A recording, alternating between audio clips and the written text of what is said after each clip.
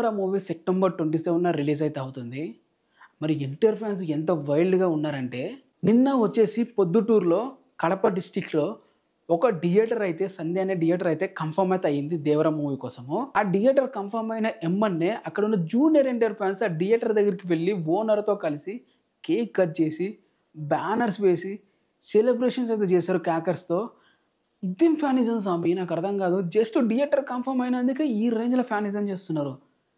ఊహించుకోండి దేవర మూవీ టైంకి, రిలీజ్ టైంకి, ట్రైలర్ రిలీజ్ టైంకి, టీజర్ రిలీజ్ టైంకి రెస్పాన్స్ ఏ రేంజ్‌లో ఉంటుందనేది అయితే. మరి ఇంత వైల్డ్‌గా ఉంటారు ఆ ఫ్యాన్స్. జస్ట్ ఒక సింగిల్ థియేటర్ కన్ఫర్మ్ అయితేనే థియేటర్ ముందుకెళ్ళి బ్యానర్లు వేసి సెలబ్రేషన్ చేస్తున్నారంటే, రేపు చూసుకుంటే ట్రిపుల్ ఆర్ మూవీకి చూసాము USA fans, Kannada fans, Australia fans, UK fans వీళ్ళందరూ మొన్నప్పుడు చేసిన సెలబ్రేషన్స్ మామూలుగా కాదు.